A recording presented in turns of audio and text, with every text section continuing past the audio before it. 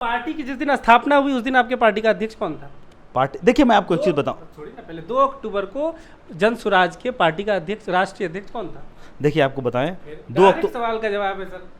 आप क्या सुनना चाहते हैं? मतलब मैं समझ नहीं पा रहा हूँ। एक आदमी ये 2 कह रहा है, अक्टूबर जिस दिन पार्टी बनी थी उस दिन पार्टी का राष्ट्रीय अध्यक्ष कौन था? ऐसे नहीं पूछा जाता, आपको बता रहा हूँ। आप ये पूछिए सवाल, आप भ्रमित करना चाहते हैं। आप ये पूछिए आपके पार्टी के पहले नेशनल प्रेसिडेंट कौन है? नहीं, क्यों? पार्टी 2 अक्टूबर को बनी, तो 2 अक्टूबर को पार्टी का राष्ट्रीय अध्यक्ष कौन था? आप समझिए, आप जैसे सवाल पूछना चाहेंगे वैसा जवाब नहीं मिल सकता है ना। आपको 2 ही चीज पूछ सकते हैं। प्रशांत किशोर सीधा सवाल पूछते हैं कि सम्राट चौधरी ने 10th कहाँ से पास किया, जवाब सीधा नहीं मिलता है। वैसे ही आप भी सीधा जवाब अरे तो मैं तो आपको सीधा जवाब दे रहा हूँ। आप मुझसे यही तो पूछ सकते हैं कि भाई पहला नेशनल प्रेसिडेंट कौन है आपका? क्यों पूछे? तो फिर भाई मैं, मुझे क्या पता 2 तारीख को कौन था, 1 तारीख को कौन था? देखिए, डॉक्यूमेंटेशन की बात आप करना चाहते हैं।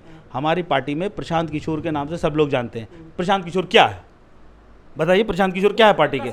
प्रशांत किशोर पार्टी की क्या है? अभी बहुत सारे सवाल आपके ऐसे ही क्या है आएंगे। प्रशांत मैं किशोर? वही चीज कहना चाह रहा हूं। तो आप उन चीजों पे, वो पार्टी के मीटिंग्स में किस हैसियत से रहते हैं? आपको मैं वही चीज बताना चाहता हूं कि अगर आपको ये सारी बातें करनी है तो इन सब बातों के लिए सबसे आइडियल आदमी कौन है? खुद प्रशांत किशोर। बिहारियों की बात करते हैं, दिल्ली की तमाम मीडिया को घर पे बैठा के इंटरव्यू देते हैं, मैं मीडिया को क्यों नहीं इंटरव्यू? भाई बाकी न्यूज़ तो नहीं, लेकिन ये खबर मेरे लिए, को इंटरव्यू नहीं देते हैं, वो तो किससे पूछे? तंजीर भाई सुनिए, देखिए बाकी सब तो मेरे लिए कोई नई खबर नहीं थी, लेकिन ये एकदम नई खबर मिली एक्सक्लूसिव कि आपको नहीं दे रहे, क्योंकि वो आदमी ऐसा है हर तीसरे दिन कोई इंटरव्यू देता फिर रहा है। इंटरव्यू करने के लिए जो तरीके हो सकते हैं, हमने ईमेल किया है, आप उनके जो कोऑर्डिनेटर्स हैं उनसे बात किया है, हम जाती तौर पे व्हाट्सएप किया है, हम जाती तौर पे कोऑर्डिनेटर से उनसे बात नहीं, किया है। मतलब इतना मेहनत इंटरव्यू के लिए तो किसी का नहीं किया तो हमने, जितना इनको सोच मैं किया। मेरा आसान सा सवाल था, मैं और जब आसान दिलीप बना देता जायसवाल हूं। की ना, बात ना, मैं प्रशांत और किशोर आसान करते करता हैं तो उसमें एएमयू किशनगंज भी मैं जोड़ आपको देने में बताता क्या हूं। दिक्कत है? और आसान कर देता हूँ। दिलीप जायसवाल को जिन मुद्दों पर उन्होंने घेरा है उसमें जाती तौर पर वो बहुत खतरनाक तरीके से फंस जाएंगे। उन पर मर्डर तक के केसेस की बात आ गई है। इतने संगीन इल्ज़ाम लगाने के बाद, इतनी संगीन बात कहने के बाद, इस एएमयू इंस्टीट्यूशंस को डायरेक्ट उनसे आप रिलेट करने के लिए आपको दस्तावेज चाहिए होंगे। ये मैं तो वो बातें बता रहा हूँ जो, चूंकि मैं यहाँ का रहने वाला हूँ, यहाँ का रहने वाले होने की वजह से मुझे जो वाइब आती है उस वाइब के बुनियाद पर मैं कह रहा हूँ कि एक आदमी मेडिकल कॉलेज वहाँ खोला हुआ है, वो हरगिज़ नहीं चाहता होगा कि यहाँ कोई सरकारी मेडिकल। इस एविडेंस के साथ हमने खबर कर दिया है, हमने प्रमाण के साथ, जो आदिवासी वहाँ के लोग कह रहे हैं हमसे कि हमें लाके बसाया है उन्होंने। तेजस्वी को ये कहते हैं कि जिसका बाप सीएम है, जिसकी माँ सीएम रही है, जिसको पूरी ज़िंदगी में सारे मौके मिले हों, लेकिन उनकी पढ़ाई को लेकर सिंसियरिटी ये है कि वो 10वीं तक पास नहीं किए हैं। उदय सिंह की माँ एमपी रही। उदय सिंह एक ऐसे अमीर घराने से आते हैं, आईएएस आईपीएस के घराने से आते हैं। प्रशांत किशोर ने खुद उनको ऐसे इंट्रोड्यूस किया था। उनके भाई आप जानते हैं कि कितने बड़े बड़े पद पे हैं, तो उदय सिंह के पास क्या कमी है? मैं अगर 9वीं फेल किसी आदमी को अपना सीएम बनाना चाहता हूं तो मैं उसके अंदर 3 खूबियां देखना चाहूंगा। खूबी है जो उदय सिंह के अंदर है। उदय सिंह अगर किसी एमपी के बेटे होके एमपी बने हैं तो वो सीएम के बेटे होके सीएम बनना चाहते हैं। उत्तरा धामन की राजनीति में चूंकि पिछला इलेक्शन 80,000 वोट से यहाँ एआईएम जीती है, एमपी का इलेक्शन हुआ है तकरीबन 60-65 हज़ार वोट उनको भी मिले हैं, तो इस बात से तो आप इनकार नहीं कर सकते हैं कि उनके चाहने वाले लोग हैं। और उसके बाद मास्टर साहब चूंकि पहले दूसरी राजनीति करते थे, दूसरे दल के साथ रहते थे, दूसरे समर्थक उनके साथ थे, वो अब इधर आए, उनको कौन कितना रिटेन करेगा ये देखने वाली बात होगी। और तीसरी पार्टी हम लोग पहली दफ़ा इलेक्शन लड़ रहे हैं।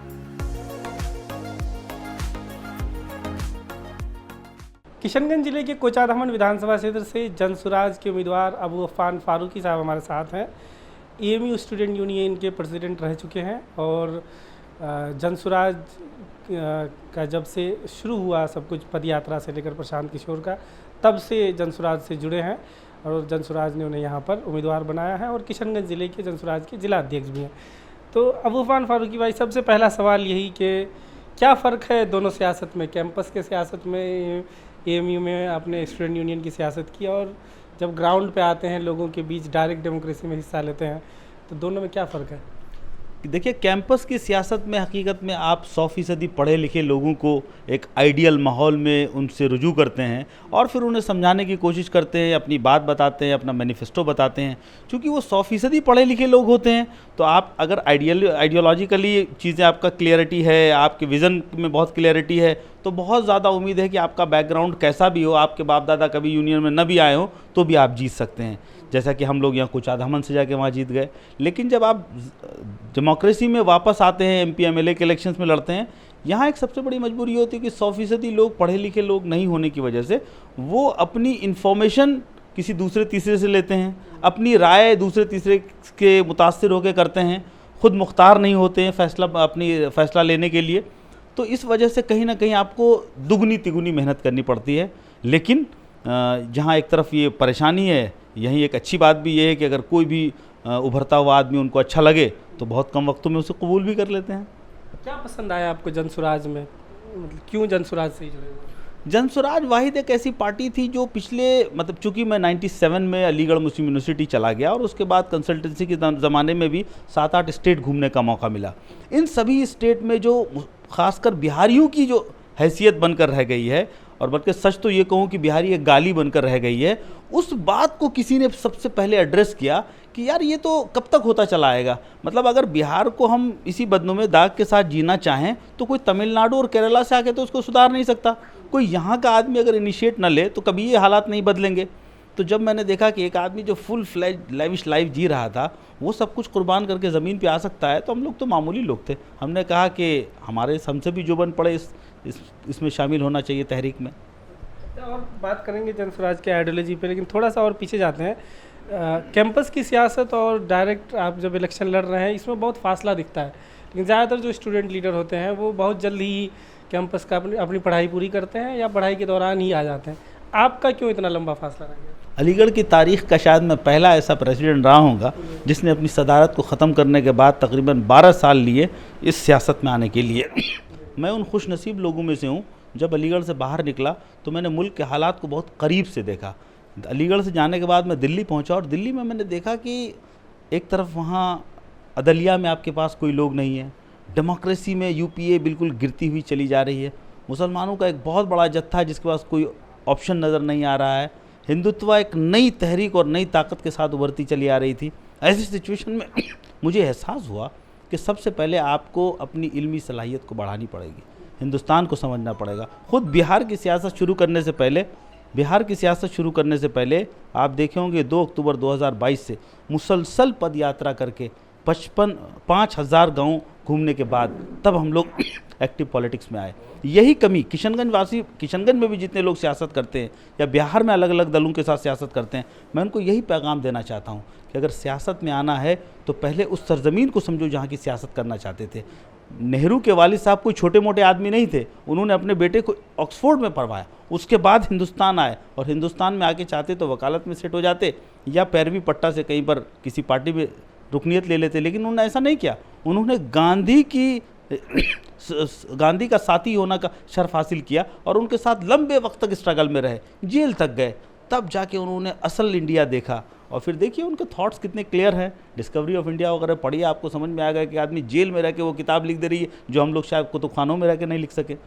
तो इसीलिए मुझे लगता है कि पहले समझना चाहिए, थोड़ा वक्त लेना चाहिए। और यही कमी हो रही है कैंपस से आने वाले लड़कों की कि जब लाइमलाइट में आते हैं वो सिर्फ लाइमलाइट के सहारे इलेक्शन को जीतना चाहते हैं, लेकिन अब वो दौर ख़त्म हो गया। मुझे लगता है कि संजीदगी से सियासत करनी चाहिए। आपको लगता है अब आप इतना मैच्योर हो गए हैं कि डायरेक्ट आप इस इलेक्शन को? हाँ, मतलब इलेक्शंस के प्रोसीजर को लेके, विज़न को लेके, चीज़ों को लेकर मुझे बहुत हद तक क्लैरिटी तो है, लेकिन इंसान हर दिन सीखता है।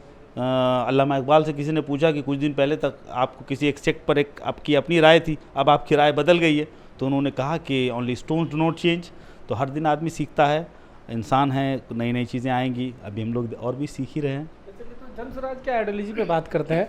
एक तो आपने हिंदुत्व के खिलाफ लड़ाई वाली बात कही और कई चीज़ें बात कही कि ज़्यादातर प्रशांत किशोर भी जो रूलिंग पार्टी है आजकल बीजेपी और जो विपक्ष की पार्टी राजद, इन पे अटैकिंग रहते हैं।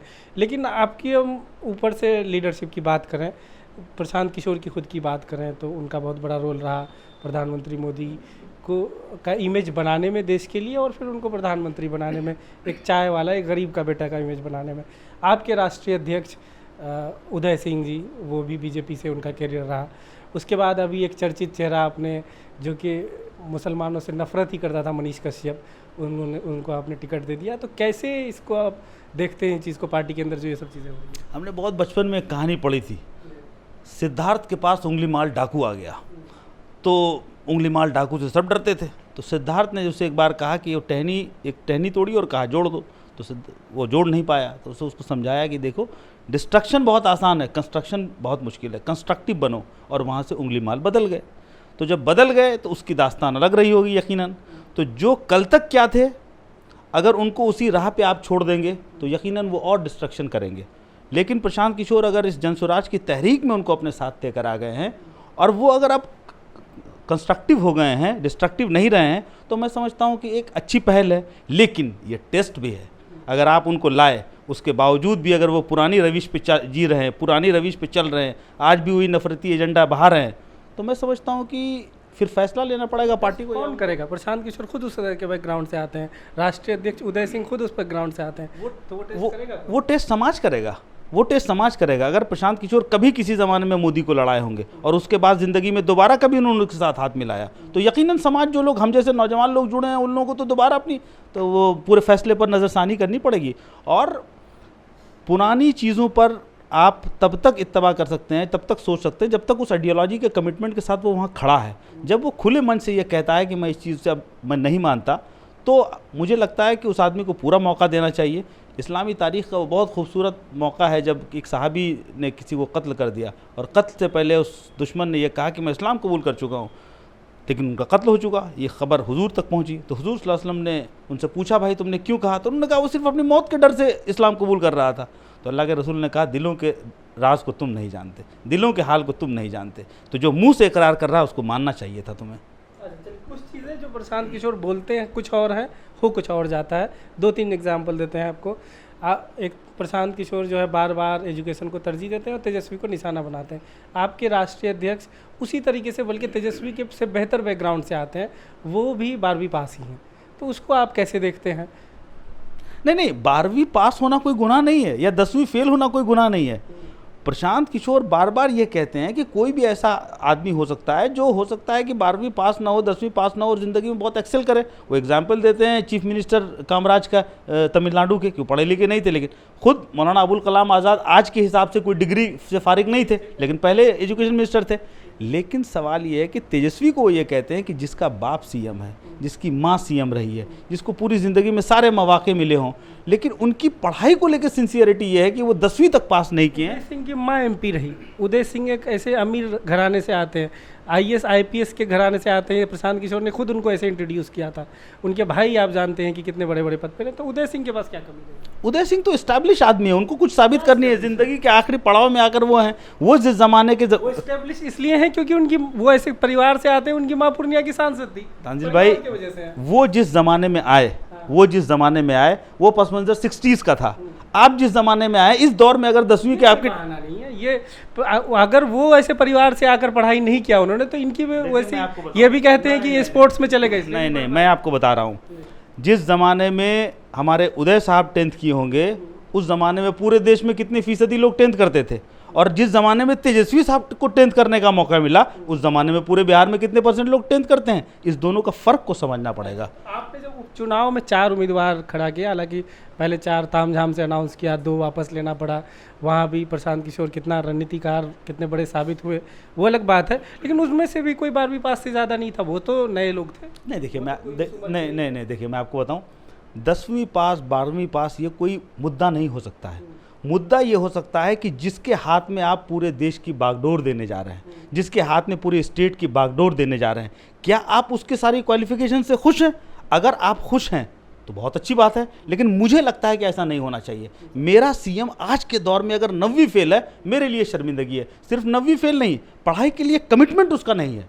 पढ़ाई के लिए कमिटमेंट नहीं है तो वो शिक्षा पे अगर बात करे तो मजाक सा लगता है। इसीलिए अभी बोले, आप लोग पूछिए उनसे कि कैसे इस मुल्क में हर घर में, इस बिहार में हर घर में एक सरकारी नौकरी दे देंगे। आप पूछिए उनसे भाई, अगर वो 9वीं, यही तो दर्शाता है कि 9वीं फेल होना क्यों मुश्किल है, क्यों पढ़ा लिखा होना ज़रूरी था। पास एफिडेविट के साथ ठीक है, 9वीं पास होना, नहीं ठीक बात है, 9वीं पास मान लेते हैं, 9वीं पास है, ठीक है। चूंकि हम लोग तो 10वीं की डिग्री रखते हैं भाई, 8 9 की तो कुछ याद नहीं रहती। अब उन्होंने संभाल के रखी होगी, सही बात है, उनके लिए बड़ी कीमती है, तो अच्छी बात है। लेकिन मैं ये कह रहा हूँ कि स्टेट को चलाना ये कोई आसान काम नहीं है ना, और उस काम के लिए अगर हम किसी को चुन रहे हैं और 13 करोड़ की आबादी हो गई है, उसमें मुझे यही लड़का मिला, इसकी क्वालिफिकेशन सिर्फ ये है। आप ही वही कहते हैं, कामराज का एग्जाम्पल देते हैं और लोग का एग्जाम्पल देते हैं, फिर आप उसी को क्वालिफिकेशन से फिर जज कर रहे हैं। जब इस देश की लोकतंत्र ने क्वालिफिकेशन को बेसिक पैमाना बनाया ही नहीं है, तो आप कौन होते हैं पैमाना बनाने? इसीलिए तो उनका एफिडेविट कैंसिल नहीं हुआ, इसीलिए तो उनका नॉमिनेशन कैंसिल नहीं हुआ। अगर पैमाना बन चुका होता ऑफिशियली तो ये लोग नहीं लड़ रहे होते। कोई ऐसी बड़ी बात नहीं थी कि देश के चंद पॉलिसी मेकर बैठकर ये बना देते कि 10वीं फेल आदमी सीएम नहीं बन सकता, लेकिन ये बनाया नहीं गया। इसको एक्सेप्शन के तौर पे यूज़ करने के लिए रखा गया कि कोई कभी एक्स्ट्राऑर्डिनरी आदमी आ जाए, कोई बहुत हुनरमंद आ जाए, कोई खुदादार सलाहियत के साथ आ जाए तो उसको सिर्फ डिग्री की वजह से सीएम ना बनना पड़े। ये नहीं होना चाहिए, डेमोक्रेसी की तौहीन हो जाएगी, इसीलिए ये रखा गया। लेकिन इसका मतलब ये कोई रूल नहीं बना दिया गया कि हर 9वीं फेल आदमी चौधराहट के साथ आके बताया कि चूंकि मैं 9वीं फेल हूं तो क्या कारनामे है मुझे ना ना ना ना ना मुझे बताइए कारनामे। आप मुझे 3 कारनामे बता दीजिए आप जिसकी इतनी वकालत की जा रही है। गिनाने के लिए नहीं आया हूं, बस मैं नहीं मैं अपना नहीं देखिए सुनिए बात को। मैं अगर 9वीं फेल किसी आदमी को अपना सीएम बनाना चाहता हूं तो मैं उसके अंदर 3 खूबियां देखना चाहूंगा। खूबी है जो उदय सिंह के अंदर है। उदय सिंह अगर किसी एमपी के बेटे होके एमपी बने हैं तो वो सीएम के बेटे होके सीएम बनना चाहते हैं। उदय सिंह सीएम के कैंडिडेट नहीं है मेरे। एमपी के बेटे होके एमपी बने नहीं, लेकिन वो सीएम के बेटे होके ना सीएम के कैंडिडेट वो नहीं बने। मैं अलग अलग सलाहियत है, वो एमपी तक रह सके, वो सीएम के नहीं तो आप अगर नहीं देखिए, मेरी अगर जाती राय यह है कि मैं अपने चीफ मिनिस्टर को 9वीं फेल नहीं देखना चाहता, क्योंकि मैं पूरा हिंदुस्तान, आधे से ज्यादा हिंदुस्तान घूमने के बाद यह महसूस किया कि बिहार खुद एक गाली बन चुकी है बिहारी, और उसमें अगर हमने ये गलती और कर दी तो अनकरीब हम लोग कुछ बेहतर नहीं कर पाएंगे। प्रशांत किशोर जो है और एक चीज़ कहते हैं कि बिहार की सियासत में ज़्यादातर कुछ परिवारों का ही रहा कब्जा, ये बात मानते हैं? 1200 परिवार, बिल्कुल। और उनका शुरू से रहा है कि इन परिवारों के कब्जे से निकालना है कि नहीं? पहले इस चीज़ को आप मान लीजिए। नहीं बिल्कुल कहते हैं, बिल्कुल। फिर उन्हीं परिवारों के हाथ तो आप क्या चाहते हैं? मतलब आप ये चाहते हैं कि 100% नए लोग लाके हम इलेक्शन लड़ते? नहीं, लेकिन आपके पास जहाँ ऑप्शन था, मैं आपको बताता हूँ, जो कि हाट में आपके कैडर पुराने थे, आपने उसी तस्लीम साहब के परिवार से, आप दोजा साहब के परिवार से, आप कैंडिडेट कौन थे और उनके जीतने की प्रोबेबिलिटीज कितनी आप बताइए। अच्छा, तो आप जीतने की प्रोबेबिलिटी के हिसाब से आप उस परिवार के लोगों को टिकट दे सकते?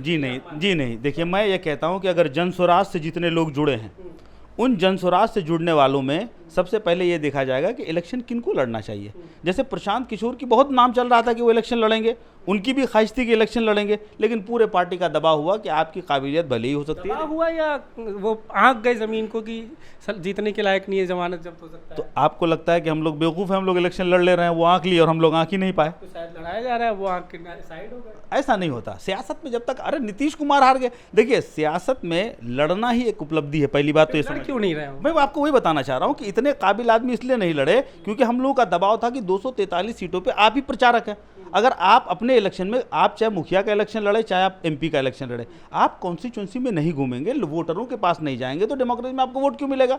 तो आप लड़ेंगे तो आपकी जिम्मेदारी वहाँ बढ़ जाएगी, लेकिन हमें आपकी ज़रूरत यहाँ ज़्यादा है। देश में जो और नई पार्टियाँ हुई, आप देखिए जैसे अरविंद केजरीवाल, आम आदमी पार्टी एक बड़ा एग्जाम्पल रिसेंट में दिखता है, वो चुनाव लड़वाए भी, दूसरों के लिए लड़े भी, शीला दीक्षित को हराए भी, तो वो एक अलग एग्जाम्पल रह गया देश के अंदर। लेकिन प्रशांत किशोर दोनों काम क्यों नहीं कर सकते? शायद इसी बात से हम आम आदमी पार्टी से मुख्तलिफ है कि हर वो काम, वो हिम्मत नहीं है जो नहीं हिम्मत की क्या, दीक्षित को हराया भी, सरकार भी बना दी। आप समझिए नहीं, हिम्मत की बात क्या होती है? चीफ मिनिस्टर कोई राघोपुर से तो आते नहीं है, तो कहाँ से लड़ना चाहिए था? अगर हिम्मत की बात करें तो हम तो मान रहे हैं भाजपा हमारी देखिए, तो आप ही ने, प्रशांत किशोर ने बनाया कि चीफ मिनिस्टर सीट से नहीं आते तो अपोजिशन लीडर के खिलाफ लड़। देखिए मैं आपको बताऊं, जेन्युइनली तेजस्वी को जन स्वराज पार्टी अपोजिशन नहीं मानती है।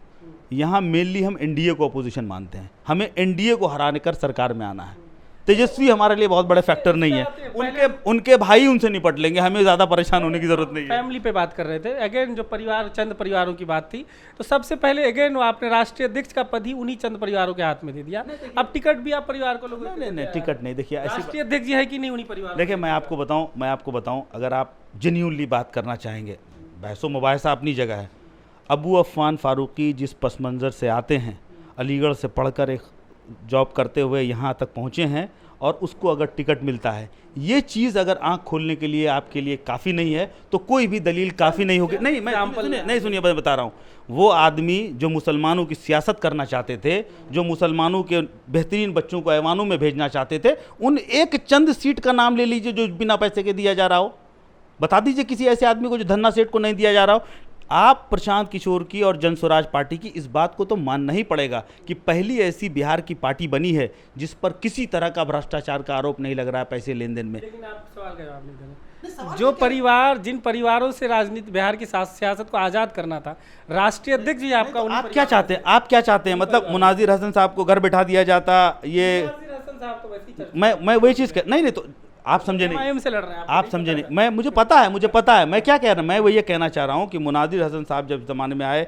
उदय बाबू आए और तमाम जो बड़े लोग आए हमारे साथ, तो उनको क्या कहा जाए कि आप चूंकि सियासत में कहा जाए, अगर आपकी आइडियोलॉजी ये है कि उन परिवारों से बिहार की सियासत को अलग करना है, आज़ाद करना है, तो बिल्कुल नहीं, हमारी कोई ऐसी आइडियोलॉजी नहीं है। बार बार बोलते रहे हैं कि बिल्कुल गलत बोल रहे हैं आप। देखिए हम क्या कहते हैं, हम ये कहते हैं कि अब तक 1200 परिवार के लोग ही सियासत पर पूरी तरह से काबिज हैं। हम अपने समाज के बेहतरीन लोगों को निकाल लेकर लाएंगे और उनको इलेक्शन लड़ाएंगे। अफवान जैसा कोई लड़का मिला उसको आगे बढ़ाया गया, वहाँ कोई लड़का नहीं मिला तो उनको पुराने लोगों को दिया गया, उसमें कौन सी बड़ी बात हो गई?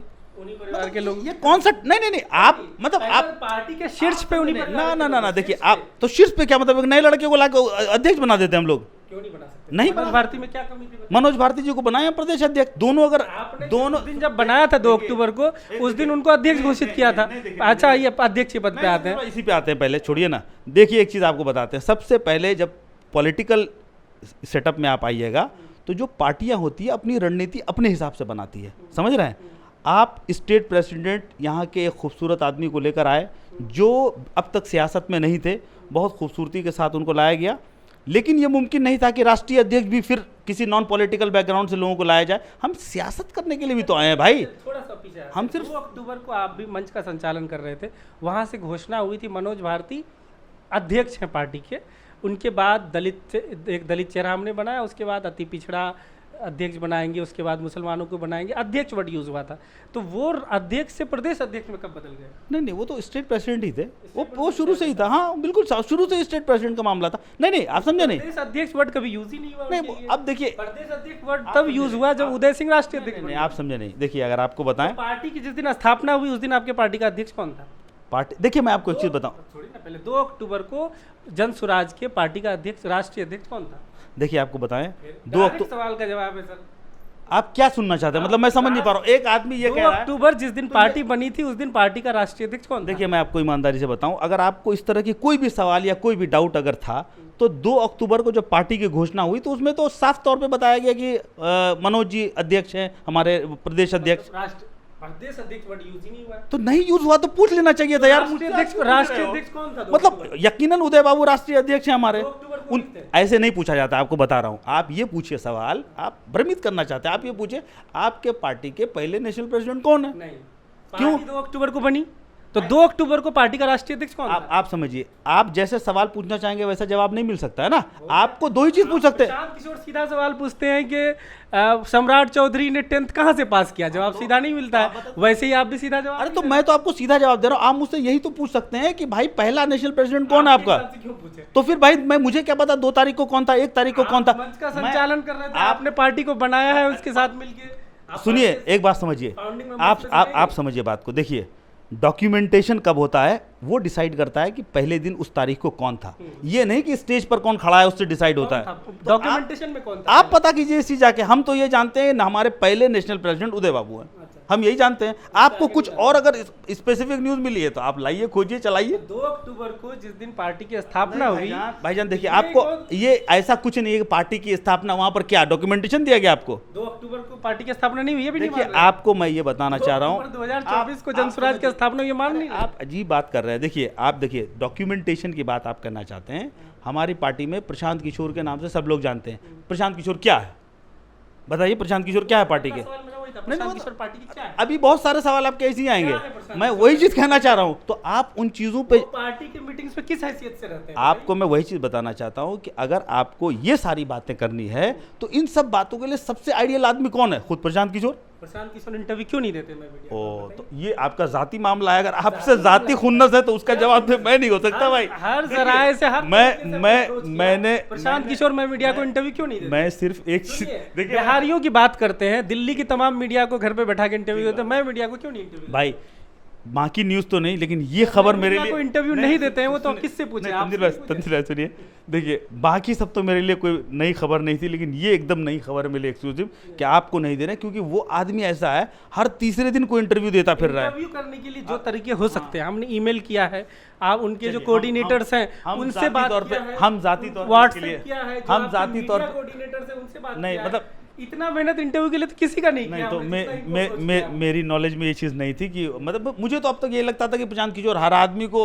मीडिया वाइट दे रहा है। आप उन सवालों का जवाब नहीं देंगे, वो सब रिलेवेंट नहीं है ना, मतलब आप समझिए इतना बेसिक सवाल कि 2 अक्टूबर 2024 को पार्टी की स्थापना के दिन जन स्वराज का राष्ट्रीय अध्यक्ष कौन था, इस बेसिक सवाल का भी जवाब नहीं। हम सिर्फ यही जानते हैं उदय बाबू हमारे पहले प्रेसिडेंट। कोचाधामन के मुद्दों पर आते हैं। कोचाधामन में आप चुनाव लड़ रहे हैं, आपका गृह क्षेत्र है, किन मुद्दों को लेकर चुनाव लड़ रहे हैं, लोगों से क्या वादा कर रहे हैं, अगर लोग मौका देते हैं तो क्या कुछ करेंगे? हाँ देखिए, कोचाधामन में तो हम लोग वही बात कह रहे हैं जो पांचों मतलब सारे स्टेट में हम जो बात कह रहे हैं कि हमारे 5 वादे हैं। 5 वो ऐसे वादे हैं जो आम जिंदगी को प्रभावित करते हैं। कि पहली चीज़ तो ये है कि हम लोग 12 से 15 हज़ार का रोज़गार देने का वादा कर रहे हैं कि अगर हमारी सरकार आती है तो यहीं 12 से 15 हज़ार का रोज़गार दिया जाएगा। और हमने कहा है कि सम्मान राशि को बढ़ाकर, जिसको वृद्धा पेंशन कहते हैं, उसको 1100 से बढ़ाकर, पहले 400 दिया जाता था, उसको हम लोग 2000 करेंगे। और किसी भी फैमिली से किसी एक बच्चे को, अगर वो पढ़ने में बहुत अच्छा है, जब तक कि स्कूलों की स्थिति बहुत बेहतर नहीं बन जाती, किसी एक बच्चे को 1000 रुपये फीस देकर हम कॉन्वेंट स्कूल में पढ़ाने की सुविधा देंगे। और महिलाओं को जो अभी आजकल सबसे ज़्यादा परेशानी है, बंधन बैंक और इसके ज़रिए तकरीबन 20% तक का उनको लोन देना पड़ता है, तो हम लोग 4% ब्याज पर कोई 5 लाख तक की राशि उनको देने की कोशिश करेंगे। और 5वां जो हमारा वादा है वो ये है कि जो छोटे किसान हैं, पंजाब में भी किसान हैं और बिहार में भी किसान हैं। बिहार के किसान पंजाब में खेती करने जाते हैं, वहाँ के लोग यहाँ कभी नहीं आते। उसकी बड़ी वजह यह है कि हमारे पास छोटी लैंड होल्डिंग है, बड़ी लैंड होल्डिंग नहीं है। तो छोटे किसान चूँकि कैश क्रॉप में नहीं जा पा रहे हैं, तो इसलिए उनको फ़ायदे का सौदा नहीं हो रहा है। तो हम लोगों ने ये कोशिश किया है कि 2500 तक का उनको मनरेगा के थ्रू मजदूरी दिलवा दिया जाए, मजदूर प्रोवाइड करा दिया जाए, ताकि वो कैश क्रॉप कर सके। ये 5 मेजर वादे हैं जो हमारी पार्टी अक्रॉस बिहार कर रही है।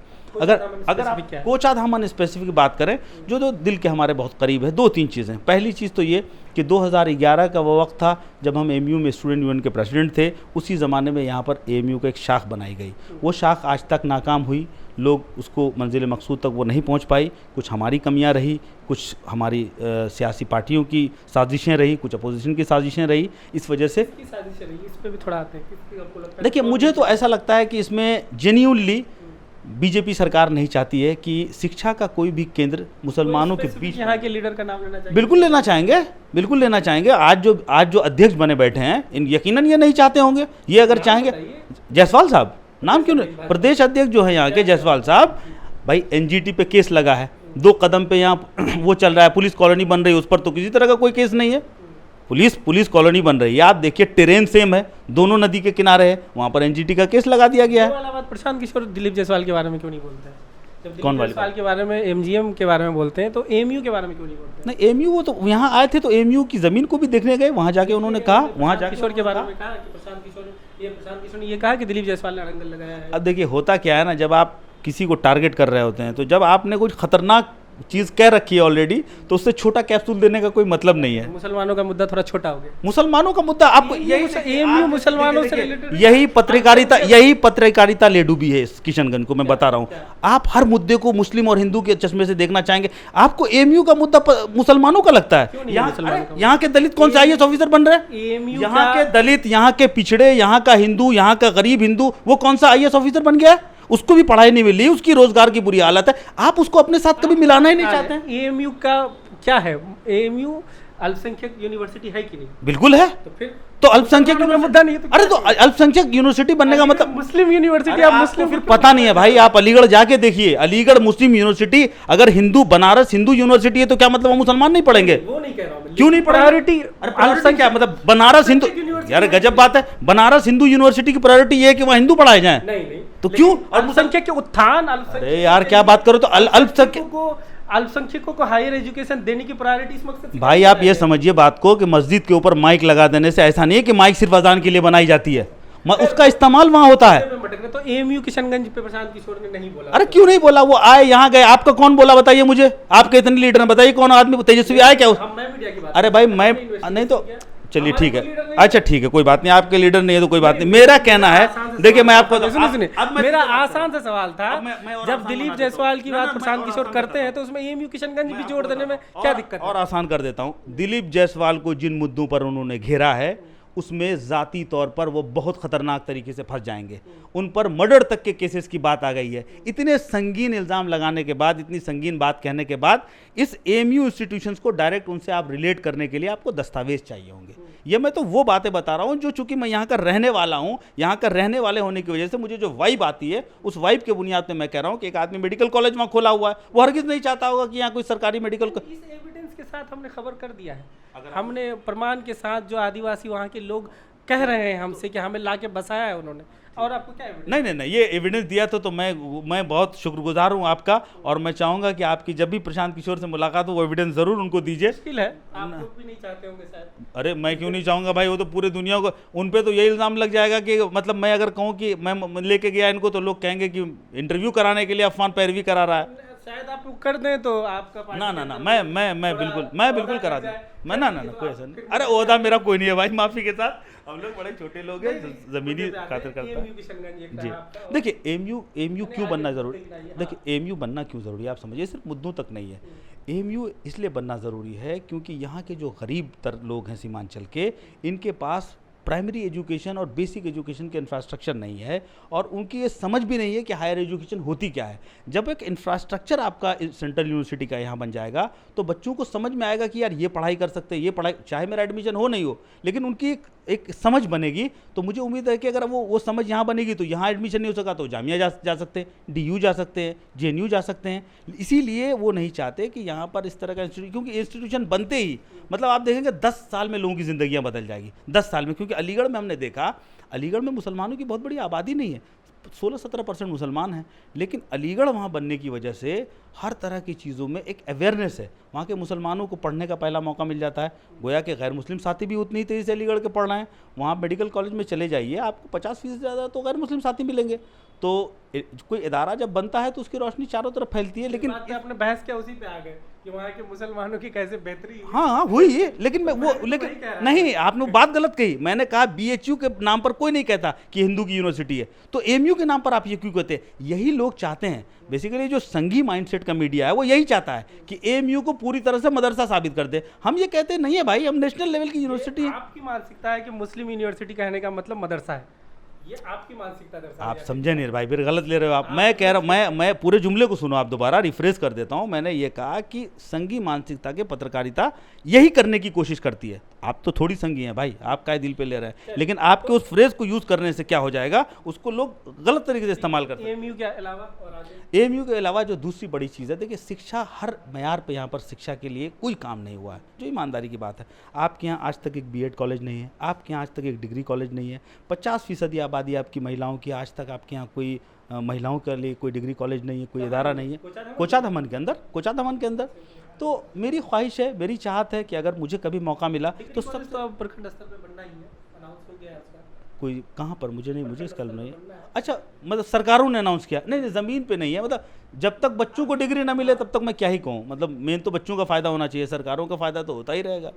हाँ, तो ये दो बड़े मुद्दे ऐसे हैं जिसको मुझे ज़मीनी सतह पर करना है। और बाकी देखिए, करने के लिए बहुत एक पूरी सेट चीज़ें हैं। जैसे यहाँ पर क्या है कि आपके हाई कोर्ट का बेंच नहीं है।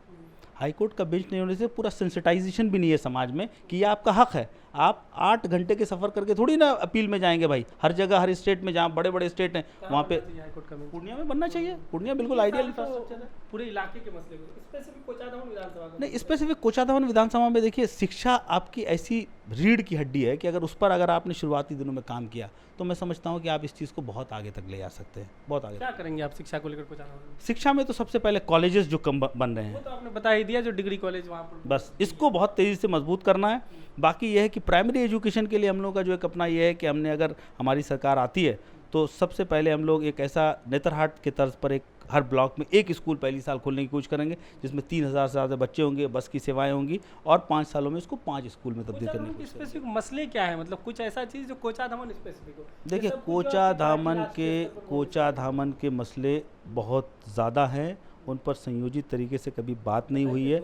सबसे पहले मसला ये है कि यहाँ 70% लोग किसानी करते हैं। करते हैं।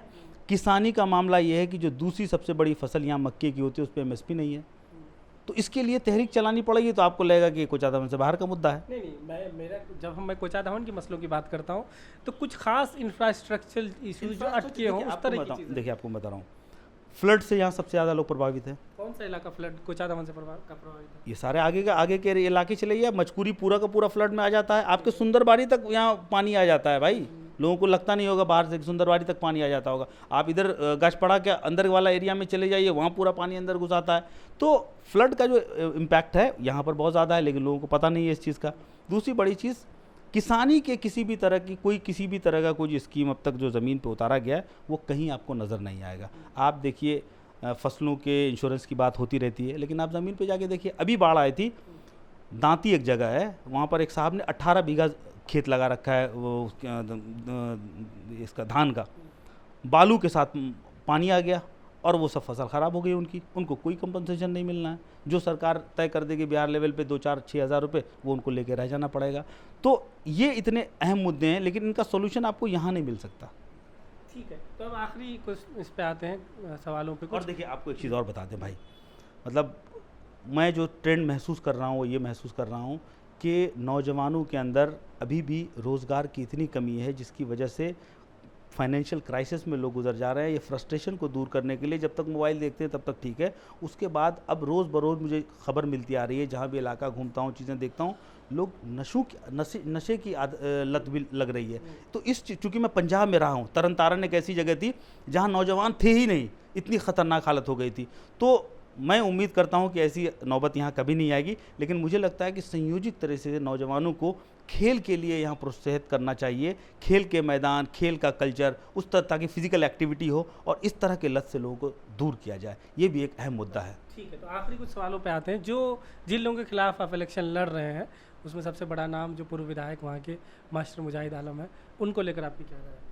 मास्टर मुजाहिद साहब बहुत पुराने नेता हैं, पहले जदयू से रहे हैं, जदयू और पिछली दफ़ा जदयू और भाजपा के अलायंस पर उन्होंने एमपी का भी इलेक्शन लड़ा और काफ़ी सारा वोट भी लाए, शायद 4 लाख वोट भी लाए, और सरगर्म हैं बहुत ज़माने से कोचा दामन में। अच्छी तरह से इलेक्शन लड़ रहे हैं, यकीनन मजबूती से लड़ेंगे।